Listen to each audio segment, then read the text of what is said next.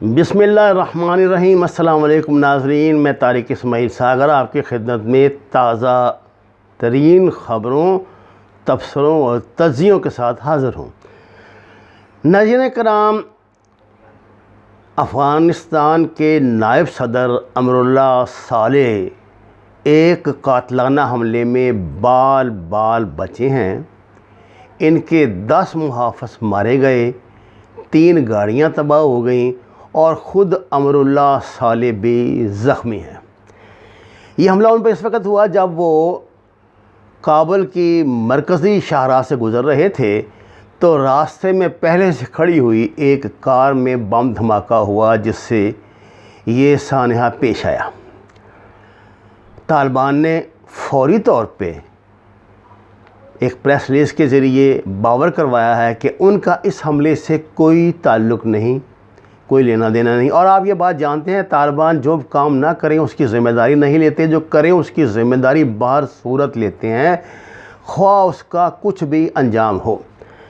ناظرین کرام، بات یہ ہے کہ جب بھی انٹرا افغان ڈائلاگ ہوتے ہیں اس میں طالبان کے ساتھ کوئی نہ کوئی اس طرح کا ہاتھ اس لیے ہوتا ہے کہ کچھ شرپسند قوتیں یہ چاہتی ہیں کہ یہ ڈائلاگ کامیاب نہ ہو۔ اب دیکھیے، پچھلے ابھی جو 4-5 روز پہلے پاکستان کی کوششوں سے، امریکہ کی کوششوں سے جو ڈائلاگ ہوا، اس میں طالبان کے اشرف غنی کو تمام مطلوبہ قیدی آزاد کرنا پڑے، یعنی پورے 5000 جو قیدی تھے نا، وہ انہوں نے آزاد کر دیا، جبکہ پہلے وہ ان کو آزاد نہیں کر رہے تھے۔ وہ کہہ رہے تھے کہ خطرناک جرائم میں ملوث ہیں یا اس طرح کی اور باتیں کہی جاتی تھیں۔ اب وہ مجبور ہو گئے ہیں، ان پہ اتنا اخلاقی دباؤ ہے، طالبان کی پوزیشن اتنی مضبوط ہو چکی ہے عسکری طور پہ بھی اور اخلاقی طور پہ بھی، کہ اب کوئی ان کے راستے کی افغانستان میں تو رکاوٹ موجود نہیں، لیکن NDS اور را جو براہ راست موساد اور CIA کے تحت کام کرتی ہیں، خاص طور سے انہوں نے ایک سیل بنایا ہوا ہے جہاں سے میں نے آپ کو پچھلے دنوں ایک ویڈیو میں بتایا بھی تھا کہ NDS کو کہاں سے امریکہ سے باقاعدہ بجٹ ملتا ہے ان کا کام کرنے کے لیے۔ اب ایک ایجنڈا ہے جو شیطانی طاقتوں کا ہے، اس پہ تو کام کر رہے ہیں یہ دونوں مل کے، اور اشرف غنی کی پہلے تو پوزیشن یہ تھی کہ وہ کھلم کھلا ان کا ساتھ دے رہے تھے، لیکن اب وہ اخلاقی طور پہ اتنے مجبور ہو گئے ہیں، وہ یہ سمجھتے ہیں کہ اگر اب بھی انہوں نے براہ راست اسی طرح ان کی حمایت جاری رکھی تو پھر معاملات ان کے ہاتھ سے ہی نہیں، سب کے ہاتھ سے نکل جائیں گے۔ اور ابھی تو انہیں یہ امید ہے کہ ممکن ہے امریکہ، پاکستان اور چین جو بنیادی طور پہ اس کے رابطہ کار ہیں خاص طور سے ان معاملات کے، وہ اشرف غنی کو اگلی حکومت میں کوئی کردار دلا دیں، بصورت دیگر ان کو اپنا انجام بخوبی دکھائی دے رہا ہے۔ میں نے آپ کو کل بتایا تھا کہ لوگر کابل ہائی وے پہ تو طالبان کا قبضہ ہو چکا ہے، اب وہ جب بھی چاہیں صدارتی محل پہ قبضہ کر لیں گے، ان کی پوزیشن ہے، کیونکہ امریکنوں کا تو اب ایک ہی مشن ہے کہ جتنی جلدی ہو وہ یہاں سے نکلیں، اپنی جان چھڑائیں۔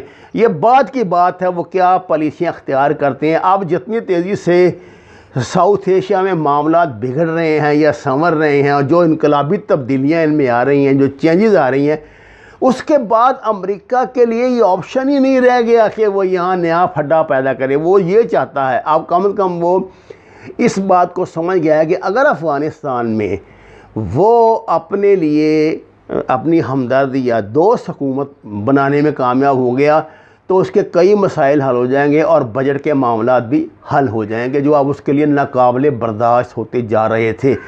لیکن اگر اس نے یہی جارحانہ پالیسیاں جاری رکھیں تو پھر اسے اسی صورتحال کا سامنا کرنا پڑے گا جس کا وہ پچھلے 20 سال سے کر رہا ہے۔